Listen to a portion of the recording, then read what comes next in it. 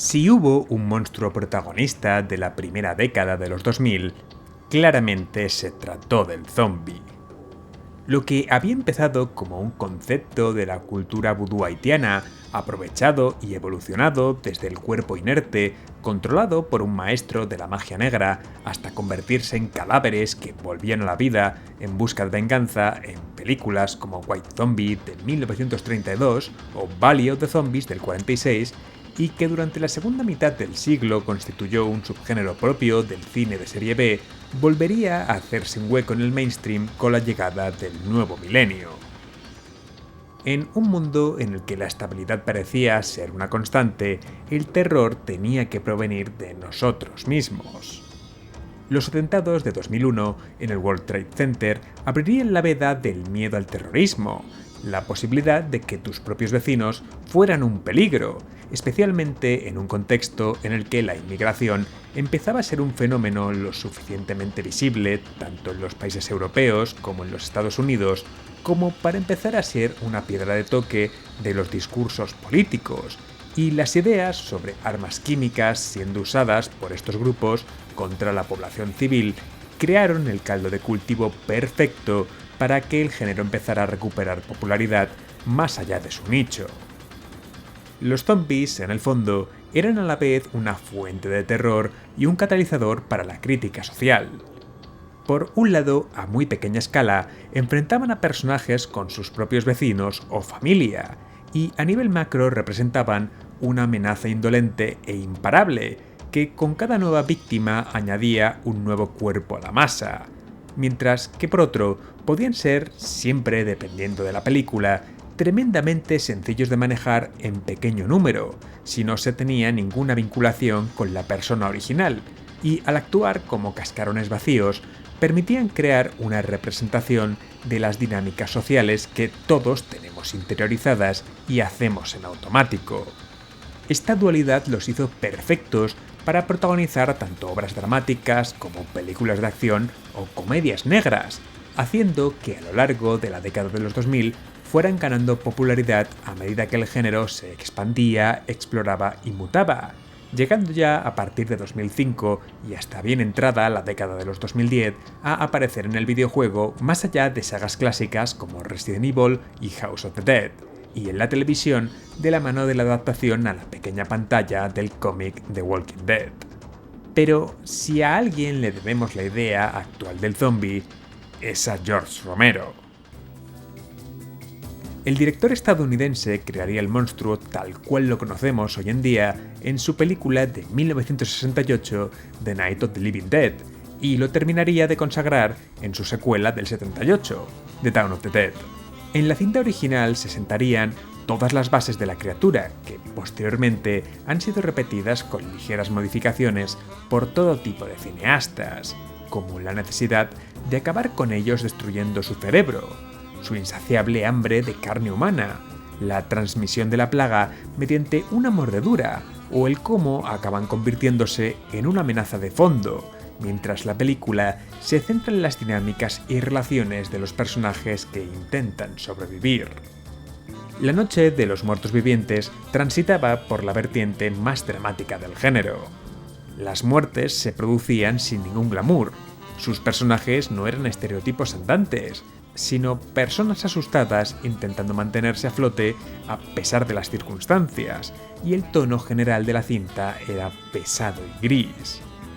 Por su parte, la secuela exploraría las facetas más críticas desde el punto de vista social, para convertir a los muertos en un reflejo de la sociedad americana de consumo, terminando de asentar las bases del zombie y sus hordas como monstruo y género. Y por eso, en el momento en el que estas criaturas volvieron a alzarse, la obra de Romero volvería a tener un spot destacado, aunque en esta ocasión sería de la mano de un dúo de creadores que, para bien o para mal, han acabado siendo nombres muy destacados en la industria. Con un guion adaptado por James Gunn y bajo la dirección de un novel Zack Snyder, en 2004 aparecería el remake homónimo de El Amanecer de los Muertos. aplicando ideas de la nueva oleada del género de la mano de películas como 28 días después o la más desconocida Biozombie. Este remake cogería las bases de la original y las transformaría para crear una cinta que oscila entre la acción, el drama, el terror gore y la comedia, junto a un montaje que conseguía cohesionar el conjunto gracias a un manejo del ritmo que amplificaba la fuerza de sus imágenes, pero que también mostraba muchos de los que han acabado siendo los problemas más claros de la carrera de Snyder.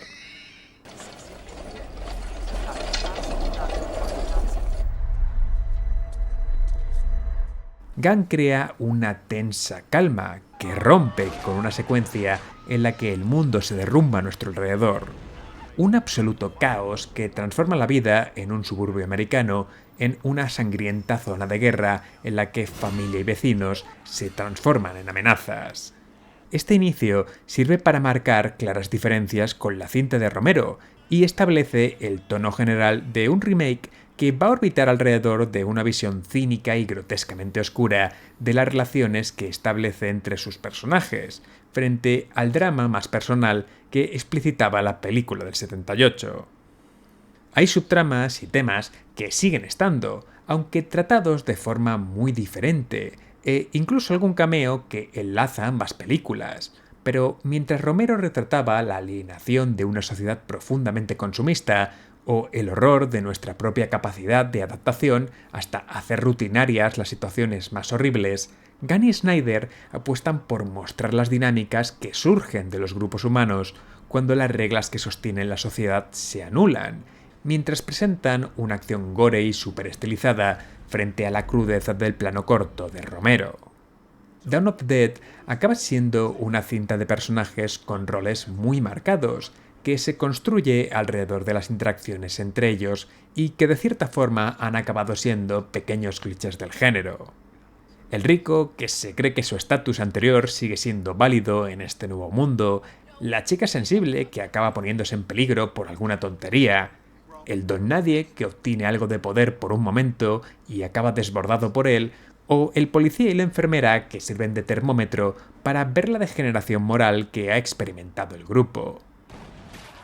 Todos ellos encerrados en un microcosmos que les obliga a interactuar, mientras su sociedad construye nuevas reglas, ritos y rutinas hasta que la oscura realidad se filtra entre las paredes del centro comercial.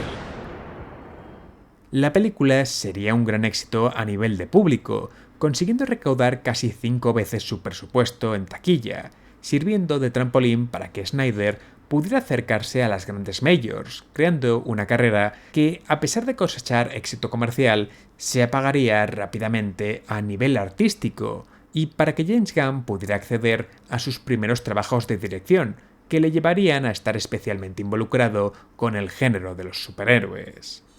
Pero más allá de las trayectorias individuales, Dawn of the Dead tuvo un efecto mucho mayor. Consolidó a los zombies como el monstruo de moda en la primera década del nuevo milenio y demostró que podían reinventarse para las nuevas generaciones, creando en el proceso el sustrato perfecto para uno de los pocos éxitos del desarrollo japonés de mediados de los 2000. Con la llegada de Xbox 360 al mercado, Microsoft inició una importante serie de esfuerzos para atraer a desarrolladoras japonesas a su plataforma, pues aunque con su primera consola habían conseguido hacerse un hueco en el mercado norteamericano y en menor medida en el europeo, no gozaron de apoyo de la industria nipona y, consecuentemente, tampoco de sus consumidores. Consecuencia de este esfuerzo inicial serían los pocos RPGs exclusivos de la consola, como Blue Dragon, Los Odyssey o The Last Remnant, pero el acercamiento a las grandes desarrolladoras orientales y la aparición de la consola con más de un año de diferencia respecto a PlayStation 3 haría que Capcom posara su vista en ella y empezara a familiarizarse con las peculiaridades de la nueva generación con nuevas franquicias mientras guardaba sus naves insignia. Hace un tiempo en este canal hablamos de Shadow of Rome y cómo sus malas ventas provocaron una cancelación de una secuela que estaba en desarrollo, pero en esta ocasión no se trató de un trabajo totalmente descartado. Capcom seguía buscando construir una franquicia especialmente orientada al público occidental, y Kenji Inafune aprovecharía el equipo y su tecnología para adentrarse en una nueva IP, que recogería la nueva ola del género zombie. Death Rising se estrenaría en 2006, y aunque según Capcom no tenía nada que ver con la obra de Romero o el remake de Snyder y Gunn, las inspiraciones ahí están. Frank West, periodista de profesión, llega a Willamette y a su centro comercial en helicóptero, tal y como lo hacían los 4 protagonistas de la película de 1978. La violencia es monótona, sarcástica y gore, como en la cinta de Snyder.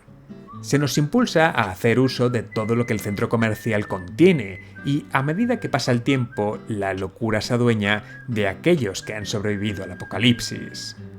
Capcom estructura el juego en torno a la repetición y los conocimientos que el jugador recaba en cada intento. Al tener un tiempo límite y una agenda extremadamente concentrada de casos a investigar, hay que aprender a navegar el centro comercial, conocer dónde están situados los objetos que van a mantenernos con vida y las estrategias para poder hacer frente a los desafíos que vamos a encontrarnos a lo largo de las más o menos 6 horas que abarcan los 3 días de encierro de Frank. Como además el juego incluye un sistema de niveles que hace que al conseguir experiencia por sacar buenas fotografías, rescatar supervivientes, eliminar zombies o avanzar en los casos, mejoremos nuestra salud, capacidad de inventario, desbloqueemos nuevos movimientos o aumentemos nuestra velocidad de desplazamiento, se produce un ciclo en el que cada vez somos capaces de hacer más cosas en menos tiempo, haciendo que perder una run no sea tan malo, pues habremos aprendido la localización de un arma u objeto nuevo, que pueden servirnos para crear alguna sinergia, descubierto un nuevo superviviente u obtenido alguna llave que nos facilitará la vida en la siguiente investigación. Poco a poco, partida a partida e intento a intento, los zombies pasan de ser un terrible peligro a una molestia de fondo y finalmente a una pieza más del terreno de juego en el que acaba transformándose el centro comercial.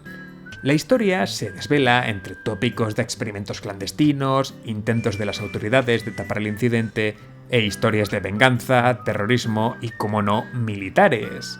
Cada nuevo psicópata y misión relacionada nos acerca más y más a una comedia negra que recontextualiza los horrores que protagonizan, y la cordura de Frank cae en picado a medida que pasan los días y acabamos probando los trajes que encontramos por las tiendas, destrozando en el proceso cualquier intento de seriedad, incluso en las escenas más dramáticas.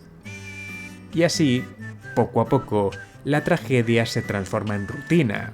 los supervivientes en puzzles y las amenazas en una herramienta más al servicio del entretenimiento de Frank y el nuestro, consiguiendo transmitir la pérdida de humanidad que se podía ver en la obra de Romero y la reinterpretación de Snyder y Gunn. Death Rising como franquicia acabaría sufriendo el derrumbe del desarrollo nipón durante los siguientes años, quedándose como una pequeña joya del inicio de la generación que no gozaría de secuelas realmente dignas, que tendieron más a centrarse en el gore y en ampliar el catálogo de armas y posibles combinaciones que en explorar nuevas visiones de la idea original, convirtiéndose con el tiempo en una franquicia cuasi olvidada por la propia Capcom. Pero esta primera entrega supo crear como nadie un delicado equilibrio entre el slapstick, el drama de telenovela y el terror para crear una de las experiencias más interesantes de los inicios de la séptima generación de consolas, y una de las mayores razones para que los usuarios de PlayStation 3 miráramos con cierta envidia a los poseedores de una 360.